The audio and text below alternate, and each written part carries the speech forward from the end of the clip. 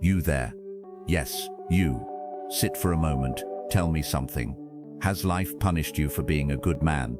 Has your sincerity been met with betrayal? Has your empathy been treated like weakness? Has your loyalty been taken as an invitation to exploit you? Then listen closely, because what I'm about to tell you is the truth. The world never speaks aloud. You see, the world loves to praise goodness, but only in poems, in speeches, in graves. In reality, a good man is an inconvenience, a disruption, a reminder of what others fail to be. And so they punish him. Not openly, of course. No human beings are too cowardly for that. They punish him subtly, through neglect, through manipulation, through taking more than they ever intend to give. If you're a good person, the world has taken a lot from you, more than you admit, more than you even recognize, because goodness, real goodness, does not make life easier, it makes life heavier. You feel more, you see more, you care more, and caring is the beginning of suffering. Perhaps you've noticed this. The cruel move through life untouched, while you, who mean no harm, carry wounds that do not heal. The selfish sleep easily, while your mind wrestles with guilt over things you never meant to cause. The liars flourish, and you, with your sincerity, walk through fire without a complaint. Let me tell you the secret no one taught you. Goodness has a price paid in loneliness, fatigue, and silent heartbreak. Why? Because goodness demands that you resist the selfish instincts of the world, that you stand against the currents that everyone else gladly swims with, that you give in a world trained to take. And that, my friend, is a burden. Not because goodness is wrong, but because the world is built on the will, blind, hungry, selfish desire. Anything that opposes it is treated as an enemy. So if you've been punished for being good, understand this. It is not a failure, it is a sign that you are different, and difference is always costly. Welcome to the truth no one talks about, the shocking cost of goodness. Let us begin with the truth people fear to confront. You believe that being good should make life kinder to you. You believe sincerity should earn respect. You believe empathy should return warmth. You believe morality should protect you. My friend, nothing could be further from reality. You see, human beings are not guided by reason, nor compassion, nor virtue. They are driven by what I call the will, a blind, selfish, relentless hunger that has no interest in goodness unless goodness can be exploited. This is why your decency becomes your curse. A good man resists this selfish will. He pauses before harming. He considers others before acting. He feels guilt where others feel nothing. He carries empathy like an open wound. And that, exactly that, makes him vulnerable. Goodness, you must understand, is not a shield. It is not armor. It is not protection. It is exposure. When you choose sincerity in a deceptive world, you strip yourself bare. When you choose empathy in a cruel world, you open yourself to pain. When you choose morality in a corrupt world, you mark yourself as prey, because goodness makes you sensitive, and sensitivity is pain. Look at your own life. You sensed the moods others ignored. You carried responsibilities others ran from. You noticed the suffering others caused without remorse. You forgave faster than you healed. You understood people who never once tried to understand you. You thought this made you noble, but in the eyes of the world, it made you useful. And usefulness is not love. It is not admiration. It is not loyalty. It is a temporary convenience, discarded the moment it is no longer needed. This is the tragedy of the good man. He fights against the natural selfishness of humanity, and humanity punishes him for it. So listen to me. Your suffering is not random. Your exhaustion is not weakness. Your loneliness is not a flaw. It is the unavoidable cost of resisting the instincts that govern most of mankind. Goodness in this world is not rewarded, it is endured, and only the rarest souls choose it, even when it hurts. Tell me, have you ever wondered why your heart seems to bruise more easily than others? Why the smallest betrayal cuts you deeply, while others walk away untouched? Why you feel responsible for wounds you did not cause? You see, this is the hidden curse of the good man. He feels life more sharply than anyone else. Let me explain. Those who possess empathy, real empathy, are like open windows in a world full of storms.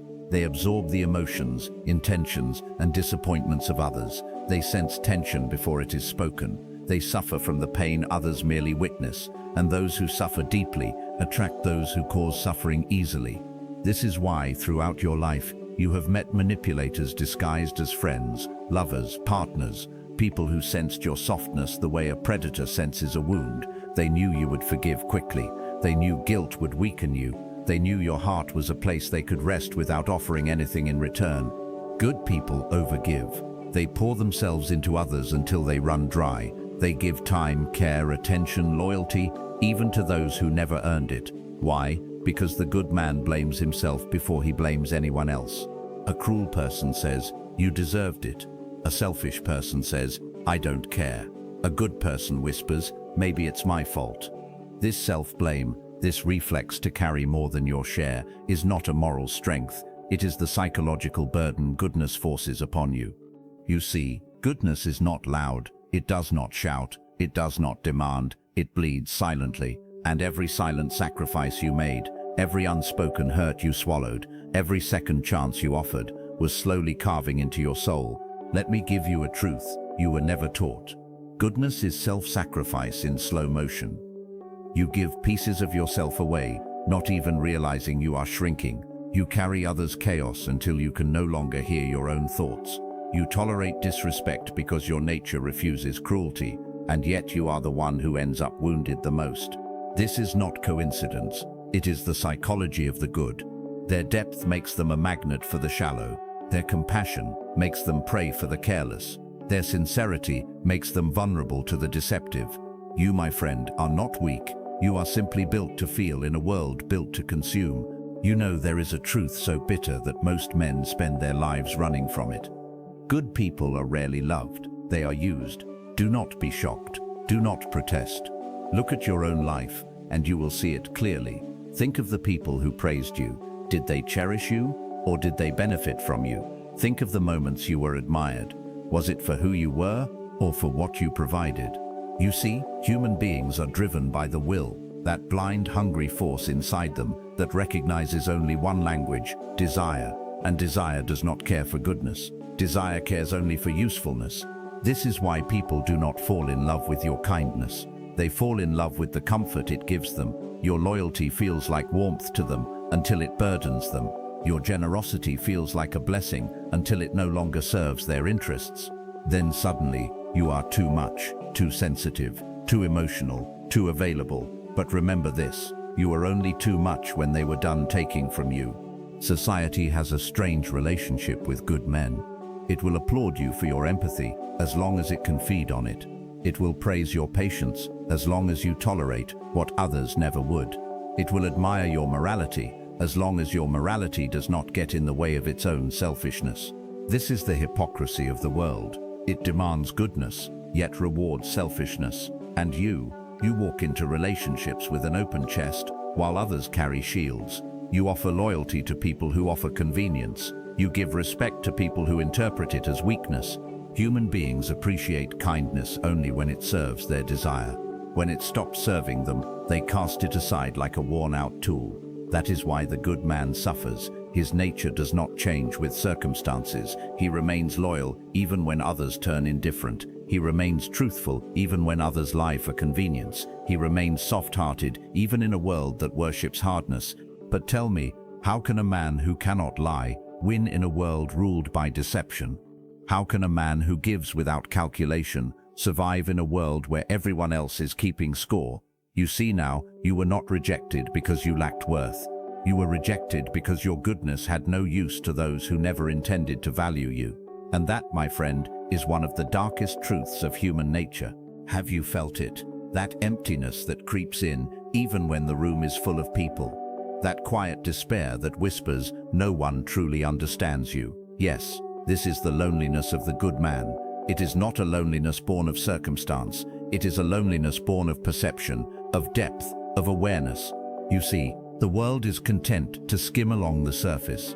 It prefers laughter that masks fear, speech that masks thought, smiles that mask cruelty. Shallow minds move in shallow waters, and you swim deeper. You notice currents, eddies, the hidden rocks that others crash upon blindly. You feel the pain behind the smiles, the envy behind the praise, the emptiness behind the applause. And this makes you different, a danger even, because depth intimidates, because understanding separates, because seeing clearly isolates you from the illusions everyone else clings to. The deeper the soul, the heavier its loneliness. Every act of compassion, every thought of fairness, every moment of genuine care pulls you further from the crowd, further from the comfort of ignorance. You are left standing in a world that neither understands nor values the quiet battles you fight within. And so you learn a cruel paradox. The more moral you are, the less you belong. The more sensitive, the more vulnerable. The more sincere, the more alone. This is why the kindest people hurt the most, because they are islands in a sea of indifference, because they see the currents of desire, deceit, and ambition while others remain blissfully unaware, because their hearts are open and the world hardens no respect for openness. Yet in this loneliness lies your silent power.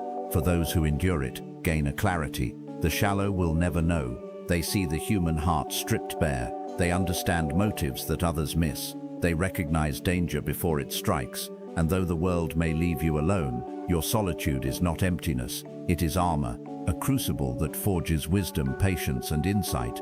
So embrace your isolation if you can. Walk alone if you must, because the weight you carry is not a curse, it is a testament. The world may abandon you, but it cannot diminish the truth you carry inside.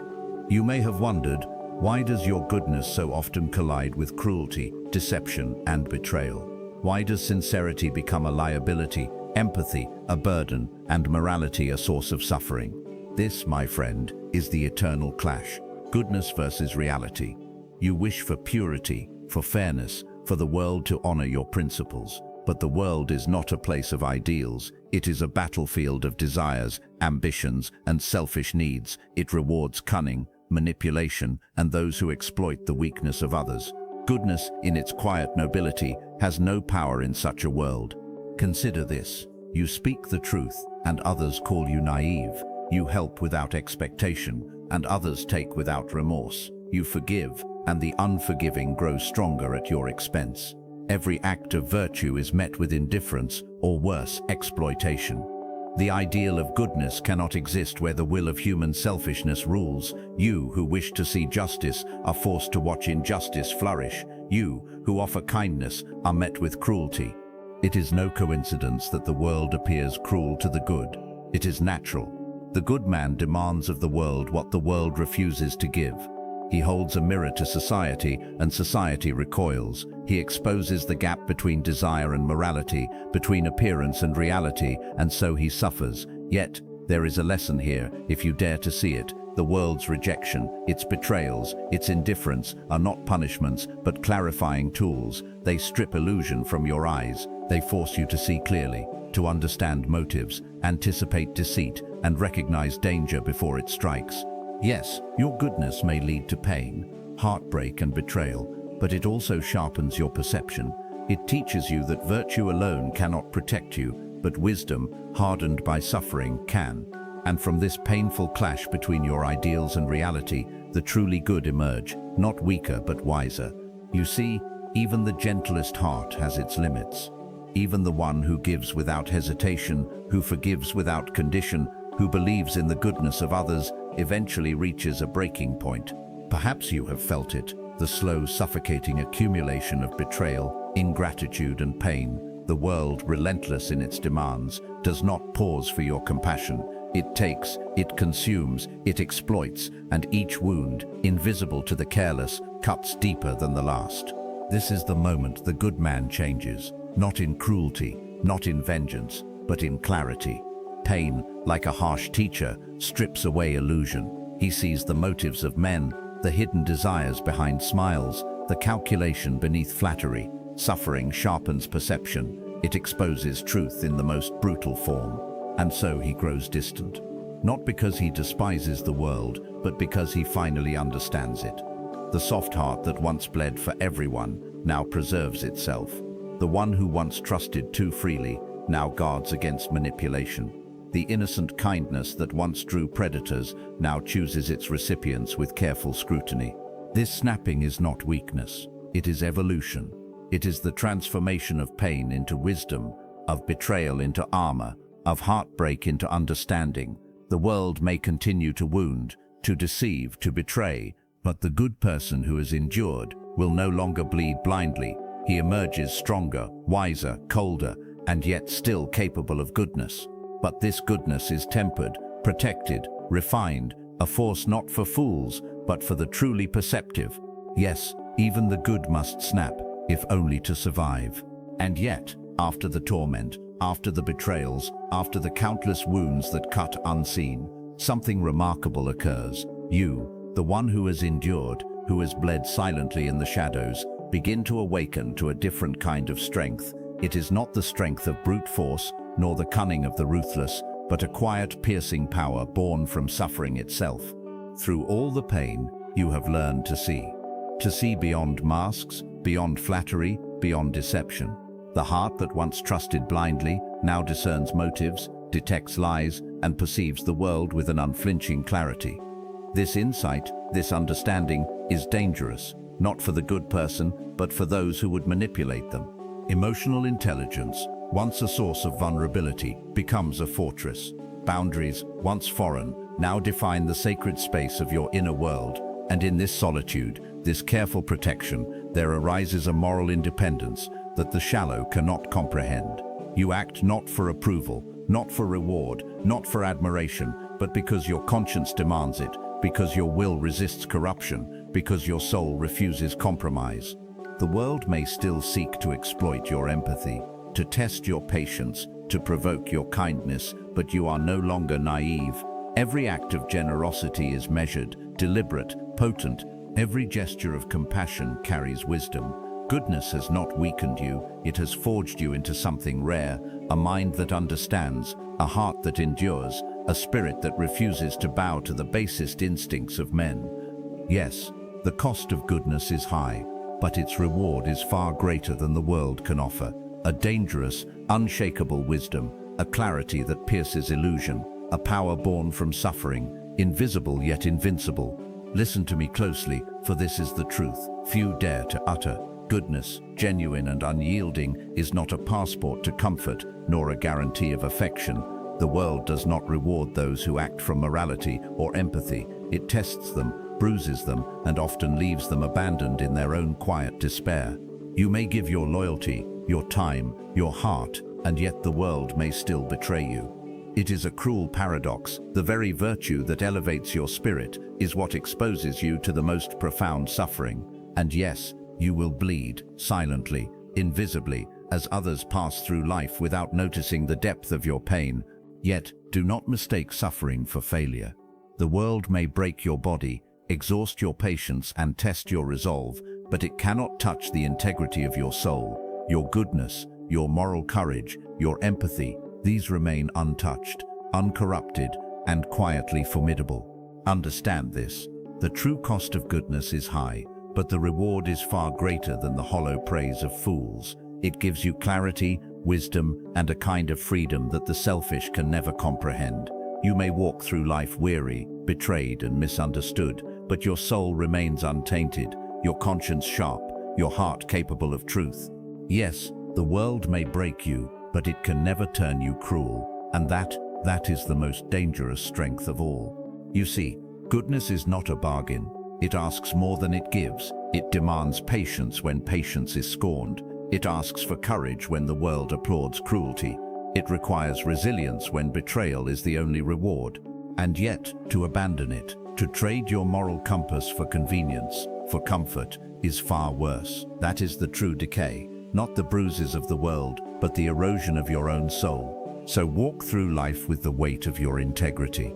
Carry your empathy like a weapon and a shield. Let the world throw its deceit, its envy, its heartbreak at you, and yet remain unbroken. Goodness is expensive, but losing yourself, your soul, your truth, that is a debt you can never repay.